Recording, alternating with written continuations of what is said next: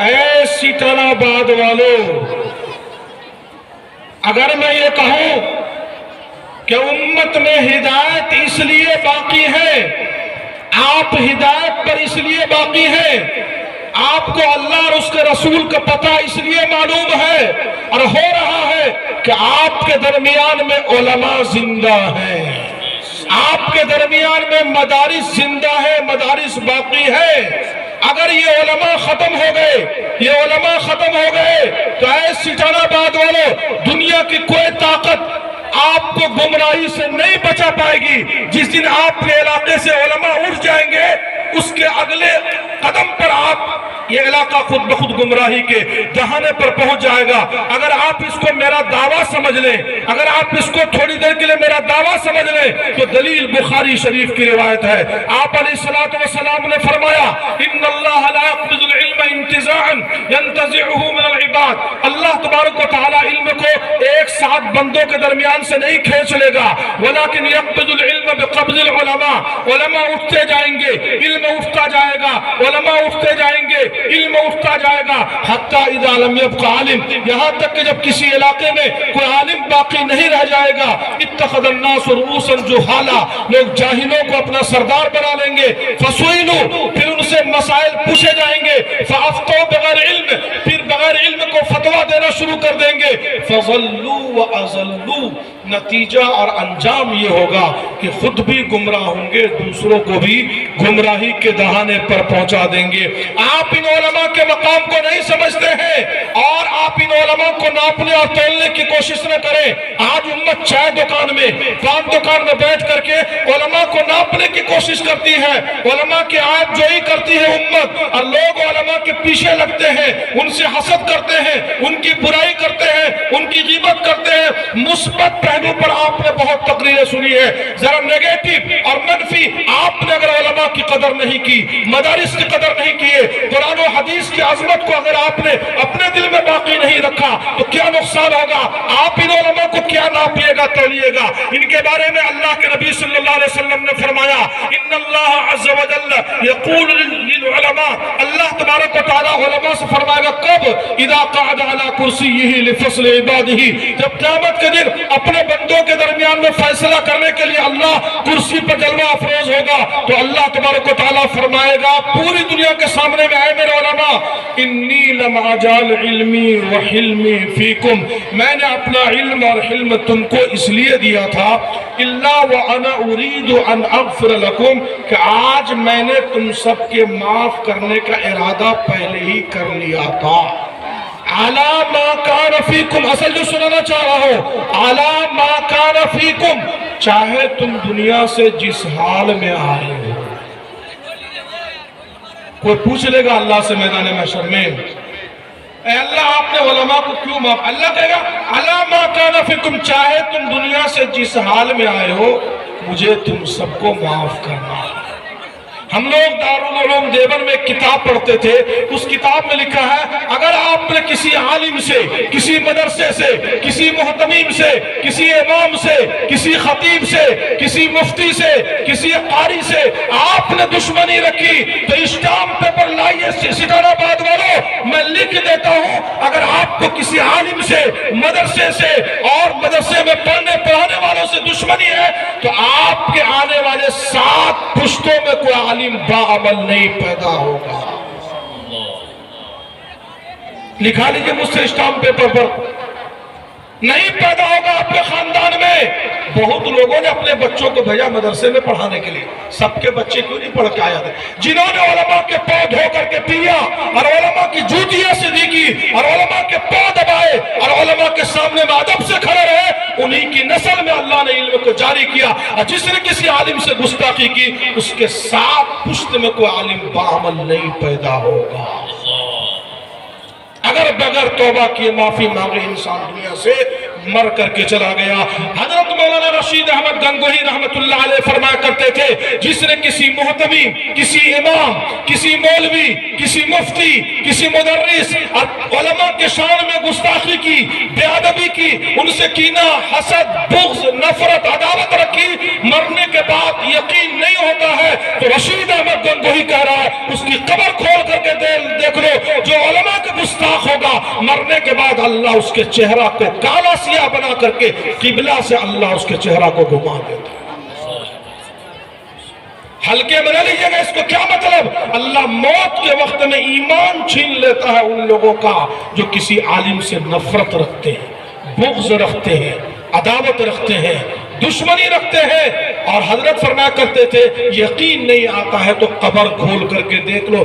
چنانچہ دیوبند کے شروع زمانے میں ایک آدمی دبنگ قسم کا آدمی تھا، وہ پریشان کیے ہوا تھا۔ دارالعلوم دیوبند کے انتظامیہ کو، معتمم صاحب کو، اساتذہ کو، سب کو پریشان کیے ہوا تھا، مدرسہ نہیں چلانے دیں گے، علماء کی نیند حرام کر رکھی تھی۔ اللہ کی لاٹھی میں آواز نہیں ہوتی ہے، اللہ جب پکڑتا ہے میرے بزرگوں، اس دنیا کی تاریخ اگر آپ جانتے ہیں تو آپ کو پتا ہوگا کہ اللہ نے پکڑا ہے تو ملک کے راشٹرپتی کو بھی اللہ نے پھانسی کے پھندے پر چڑھا دیا۔ اللہ جب پکڑتا ہے انسان کو تو چوراہے پر کھڑے ہو کر کے جوتے لگوا دیتا ہے۔ اللہ جب پکڑتا ہے انسان کو تو ہزاروں ہزار بیگھہ زمین کے مالکوں کے بیٹے اور پوتے کو اللہ نے ہاتھ میں پیالہ دے کر کے علاقے میں گھما دیا۔ ابھی ترکی کا بالکل تازہ واقعہ، ایک آدمی غریب قسم کا آدمی تھا، اس کے پاس پیسے کا انتظام نہیں ہو پایا، مکان مالک نے زبردستی گھر خالی، کمرہ خالی کروا دیا، کہا جب پیسے نہیں ہے تو خالی کر لو میرے کمرے کو۔ خالی کر کے مجبوری میں بیچارہ اس مکان کے سامنے میں خالی جگہ تھی، اس میں ترپال ڈال کر کے، پال ڈال کر کے، پنڈال لا کر کے جا کر کے رہنے لگا۔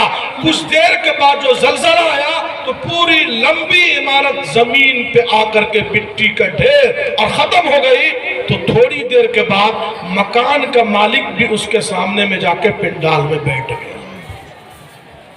10 منٹ پہلے جو کروڑ پتی ارب پتی تھا، 10 منٹ کے بعد پیالہ لے کر کے روڈ پر کھڑا ہو گیا۔ ڈرنا چاہیے انسان کو، بڑے بول انسان کو نہیں بولنا چاہیے۔ تو میں یہ عرض کر رہا تھا، وہ دیوبند میں ایک آدمی تھا شروع زمانے میں جس نے پورے مدرسہ، معتمم سب کو پریشان کر رکھا تھا۔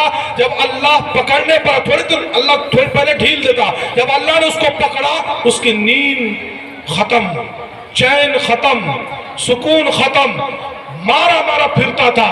پریشان ہو کر کے دعا کرانے کے لیے گنج مراد آباد پہنچا۔ حضرت مولانا فضل الرحمان گنج مراد آبادی رحمت اللہ علیہ کی خدمت میں، کہا حضرت اپنی زندگی سے عاجز آ چکا ہوں، دعا کرانے کے لیے آپ کی خدمت میں آیا ہوں، آپ دعا فرما دیجئے۔ حضرت نے کہا تو دیوبند سے یہاں آ گیا دعا کرانے کے لیے، چلے جا وہ گنگو، بغل میں دیوبند کے بغل میں گنگو چلا جا، وہاں تیری دعا قبول ہوگی۔ بیچارہ مرتا کیا نہیں کرتا، وہاں سے آیا، اب پھر رخت سفر باندھ کر کے دیوبند سے گنگو پہنچا۔ حضرت گنگوئی رحمت اللہ علیہ کی خدمت میں پہنچا، حضرت بات کرنے کو تیار نہیں۔ خادم کی منت سماجت خسامت کی گئی تو بڑی مشکل سے حضرت بات کرنے کو تیار ہوئے۔ اس نے کہا کہ حضرت نہ دن کو چینا ہے، نہ دن کو چین ہے، نہ رات کو نیند آتی ہے، کماتے کماتے کنگال ہو گیا ہوں، وسائل ایک طرف ہے، مسائل ایک طرف ہے، آمدنی ایک طرف ہے، بیماری ایک طرف ہے، میں دعا کرانے کے لیے آپ کی خدمت میں حاضر ہوا ہوں۔ حضرت نے فرمایا میں کیا، رشید احمد گنگوہی کیا، پوری دنیا کے غوث، قطب، ابدال، اولیاء اللہ بھی اگر تیرے حق میں دعا مانگے تو کسی کی دعا تیرے حق میں قبول نہیں ہوگی۔ سیکورٹی کوڈ وہاں سے لگا ہوا ہے، مہر وہاں سے لگی ہوئی ہے، جب تک اللہ اس کوڈ کو نہیں ہٹائے گا، اس مہر کو نہیں ہٹائے گا، اس کڑی کو نہیں کھولے گا، کسی کی دعا تیرے حق میں قبول نہیں ہوگی۔ حضرت ایسا کیوں؟ تو فرمایا کہ دیوبند کے مدرسے کا تو مخالف ہے، معتمم صاحب کے خلاف بولتا ہے، علماء کی غیبت کرتا ہے، اس لیے اللہ نے تیری قسمت پہ مقدر پہ مہر لگا دی ہے۔ حضرت کیا کروں؟ تو کہا اگر تو چاہتا ہے کہ زندگی اور حالات بدلے تو واحد راستہ ہے، تو یہاں سے واپس دیوبند جا، وہاں کے انتظامیہ کا ہاتھ پکڑ کے پیر پکڑ کے معافی مانگ لے، اگر وہ معاف کر دیں گے تو اللہ بھی معاف کر دے گا۔ پھر وہ بیچارہ وہاں سے لوٹا، ہاتھ پکڑ کے پیر پکڑ کے منت سماجت خسامت کر کے معافی مانگی۔ اس کے بعد اللہ تبارک و تعالیٰ نے رحم کیا، رحم کیا، رحم کیا۔ اے سٹان آباد کے مسلمانوں، آپ یہ نہ سمجھے کہ ہماری اور آپ کی کوشش ہم یہاں باقی ہے۔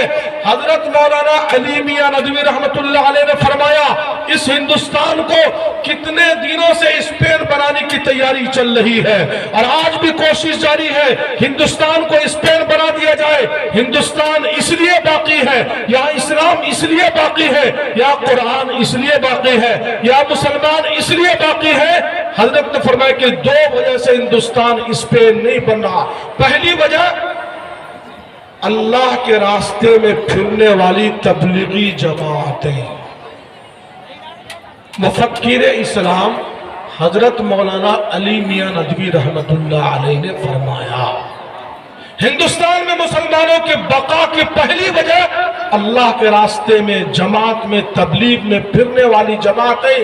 1,00,000 آدمی اگر ہندوستان میں تبلیغی جماعت میں چل رہا ہے، سپوز کیجئے، فرض کیجئے، تو میں کہتا ہوں 90-95 ہزار آدمی اس میں ضرور تہجد پڑھتا ہے۔ یہ اتنی اونچی جماعت آج بھی خیر اس پر غالب ہے۔ 1,00,000 آدمی چلتا ہے تو 90-95 ہزار آدمی ضرور تہجد پڑھتا ہے۔ ایک تو حضرت نے فرمایا اس وجہ سے، اور دوسری بڑی وجہ حضرت نے فرمایا کہ ہندوستان میں مسلمانوں کے باقی رہنے کی بڑی وجہ چندوں سے چلنے والے مدرسے، چندوں سے چلنے والے مدرسوں کی برکت سے ہندوستان میں مسلمان باقی ہیں۔ آپ کو پتا نہیں کہ ان مدرسوں میں کیا ہو رہا ہے؟ جب پورے ملک کا مسلمان عشاء چھوڑ کر کے، فجر چھوڑ کر کے اس ملک میں سویا ہوتا ہے، اللہ ماشاءاللہ 100 میں سے 2-4-5% ہیں جو 5 وقت کی نماز پڑھتے ہیں، باقی 90-95 تو جمعے کی نماز پہ ٹکے ہوئے ہیں۔ اکثر مسلمان عشاء چھوڑ کر کے، فجر چھوڑ کر کے اپنے بستر پر جاتا ہے، اور آخر پہر میں جب اللہ اپنے عرش کو 7ویں آسمان سے لے کر کے پہلے آسمان پر آتا ہے اور اللہ کی طرف سے اعلان ہوتا ہے کوئی مانگنے والا مانگے، میں اس کے دامن کو، میں اس کی مرادوں کو، میں اس کی جھولی کو بھر دوں گا، میں اس کے سوال کو سنوں گا، میں اس کی دعاؤں کو قبول کروں گا۔ پورے ملک کا مسلمان سویا ہوتا ہے، اسی وقت میں اس ملک میں ہزاروں مدرسے ہیں جن مدرسوں میں غریبوں، فقیروں، یتیموں، مسکینوں، بیواؤں کے بچوں کو اٹھایا جاتا ہے۔ جب وہ بچے تہجد کے وقت میں وضو ہو کر کے مدرسے کی بوریوں پر، چٹائیوں پر بیٹھ کر کے اعوذ باللہ من الشیطان الرجیم اور بسم اللہ الرحمن الرحیم کے بعد قرآن کی تلاوت شروع کرتے ہیں، تو حدیث کے مفہوم کے مطابق پوری دنیا کا آدمی ایک طرف بیٹھ کر کے دعا مانگ رہا ہو، ایک آدمی اکیلا ایک طرف قرآن پڑھ رہا ہو، جتنا پوری دنیا کے دعا مانگنے والے کو اللہ دیتا ہے، ایک قرآن پڑھنے والے کو اللہ تعالیٰ اتنا دیتا ہے۔ یعنی سب سے بڑا دعا مانگنے والا وہ آدمی ہے جو قرآن کریم کی تلاوت کرتا ہے۔ اس ملک میں تہجد کے وقت میں ہزاروں مدرسوں میں لاکھوں بچوں کو اٹھایا جاتا ہے، جب وہ بچے باوضو ہو کر کے اور مدرسے کی بوریوں اور چٹائیوں پر بیٹھ کر کے اعوذ باللہ من الشیطان الرجیم اور بسم اللہ الرحمن الرحیم کے بعد قرآن کی تلاوت شروع کرتے ہیں، تو ان بچوں کے قرآن پڑھنے کی برکت سے اگلی صبح کو ہندوستان کے مسلمانوں کی اللہ عزت اور روزی کے فیصلے کرتا ہے۔ آپ سمجھے نہ سمجھے اس اہمیت کو دشمن خوب سمجھتا ہے۔ انگریزوں نے جب سوچا کہ اس ہندوستان کو مسلمانوں نے تقریباً 800 سال تک چلایا، سجایا، بنایا، بڑھایا، آگے ترقی کے راہ پر لایا، کوہ نور جیسا ہیرا، یہاں کے ہیرے جواہرات لے جانے کے بعد کہ اگر یہ مسلمان پھر دوبارہ اٹھ گئے تو ہم سے انتقام لیں گے۔ انہوں نے چاہا کہ ہم چاہتے ہیں کہ اسلام اور مسلمان ہندوستان سے ختم ہو جائے، تو انگریز کے ناپاک مشیروں نے ناپاک مشورہ دیا، اگر تم چاہتے ہو کہ ہندوستان سے اسلام اور مسلمان ختم ہو جائے، اس کے لیے تم کو 3 کام کرنا پڑے گا۔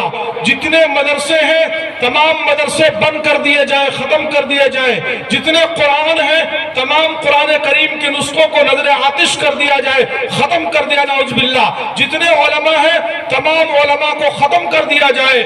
اس 3 پلان کے بعد دلی کے چاندنی چوک سے لے کر کے خیبر تک کوئی درخت انگریزوں نے ایسا باقی نہیں رکھا جس پر کسی عالم کی گردن کو نہیں لٹکا دی ہو۔ اس اسکیم کے بعد، اس پلان کے بعد 40 علماء کو بلا کر کے ان کے جسم کے کپڑے اتروا کر کے زندہ تندوروں میں انگریز جلوا دیا کرتا تھا۔ اس کے بعد بوریوں میں بند کر کے زندہ ان بوریوں کو دریاؤں میں بہا دیا گیا۔ اس کے بعد اسی ملک میں تقریباً 3.5 لاکھ قرآن کریم کے نسخوں کو نعوذ باللہ انگریزوں نے جلا دیا۔ اس کے بعد صرف دلی جیسے شہر میں دارالسلطنت اور راجدھانی کے اندر میں 1000 مدرسوں پر انگریزوں نے بلڈوزر چلوا دیا۔ اب آپ سوچ کر کے دیکھیے کیا افراتفری کا ماحول ہوگا اور کیا ہنگامہ بپا ہوگا، کیا شور ہوگا اور کیسی بدامنی اور بے چینی ہوگی۔ ایسے وقت میں کتنا بڑا ملت اسلامیہ کے لئے چیلنج ہوگا، اکابر کے سامنے، علماء کے سامنے، تہجد گزاروں کے سامنے میں۔ چنانچہ کچھ اکابر علماء، کچھ دیندار حضرات دیوبند میں جمع ہوئے۔ سٹر آباد والوں آخری واقعہ میرا دل کے کانوں سے سنیے گا، جمع ہوئے جس میں حاجی عابد صاحب رحمت اللہ علیہ، حضرت مولانا قاسم نانوتوی رحمت اللہ علیہ بھی موجود ہوتے تھے۔ ان حضرات نے کہا انگریزوں نے طے کر لیا ہے کہ مدرسے، علماء، قرآن نعوذ باللہ سب کو ختم کر دیا جائے۔ اس پر کام بھی شروع کر دیا۔ اب ملت اسلامیہ کے سامنے میں بہت بڑا چیلنج ہے، کیسے اسلام بچے گا، کیسے ایمان بچے گا، کیسے قرآن بچے گا، کیسے دین بچے گا، کیسے مسائل بچیں گے، کیسے امت میں دینی بیداری آئے گی۔ تو ان سارے اکابر نے دیوبند میں متفقہ مشورہ کیا، اگر اسلام کو بچانا ہے، ملت اسلامیہ کو بچانا ہے تو اس کے لیے مدرسہ قائم کرنا پڑے گا۔ ماشاءاللہ مولانا مظہر صاحب زندہ باد، مدرسہ اسلامیہ تعلیم القرآن زندہ باد، حاجی زبیر صاحب زندہ باد۔ ماشاءاللہ ماشاءاللہ، بہت خوب، ماشاءاللہ۔ فرمایا کہ اس کے لیے مدرسوں کو قائم کرنا